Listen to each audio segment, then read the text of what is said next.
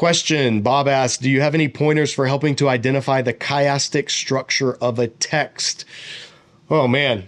Chiasm, for those who don't know, is A, B, C, B, A. So when biblical authors, they'll construct the text, and it'll have like this point, and then this point, and then they'll say the middle thing, and then they'll address that point, and then they'll address the previous point. So it makes this, it's called a chiasm because the Greek letter chi or chi is an X, and so that's sort of the shape.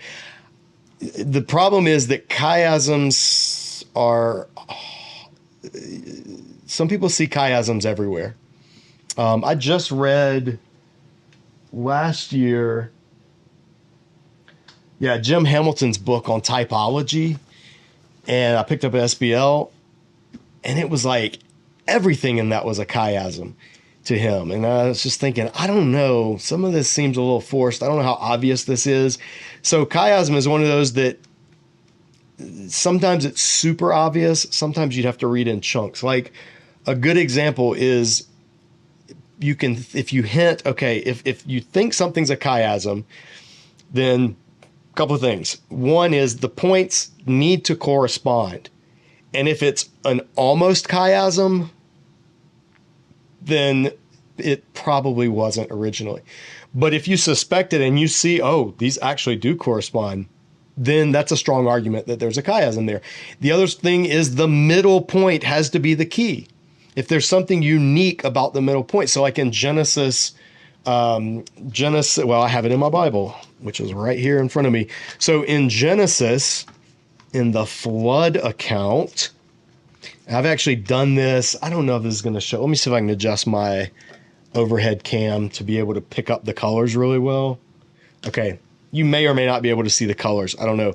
But in the Genesis account, there's a chiasm beginning in chapter 6. And I've done this through colors. So like these verses, it goes like dark blue down to violet, down to orange, so that the center of the chiasm is yellow.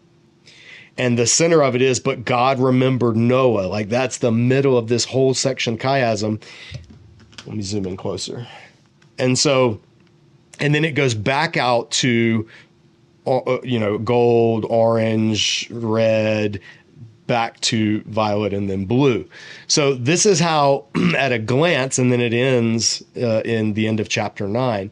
So the Noah flood account, these sections correspond. If you read the passage in blue, Genesis, the beginning of the Noah account, it starts and it ends with an emphasis on Noah and how long he lived and the flood and his life.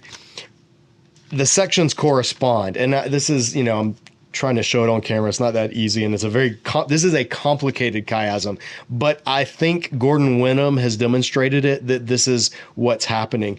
There's another one in Romans 9 through 11, all of Romans 9 through 11. N.T. Wright has argued that Romans 9, 10, and 11 are one big chiasm, and the center of it is Romans 10, 9. If you confess with your mouth Jesus is Lord and believe in your heart that God raised him from the dead, you will be saved. And so it addresses all of the sections of Israel's history, and the arguments he's making lead to this, and then he unpacks in reverse order those sections and the correspondence is there. Now, that is not one that could be easily shown and flashed on the screen and people are like, oh, I get it.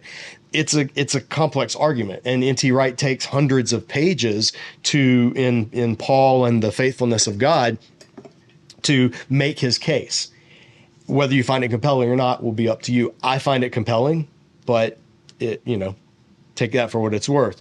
So for finding a chiasm, that's what you have to look for is, do each of the parts that I'm suggesting are chiastic, do they actually line up? If you've got to flip some things around, you're forcing a chiasm where it's not there. And then does the middle section, is that the culmination logically of the argument? If so, then I think that's a strong case that you're looking at a chiasm.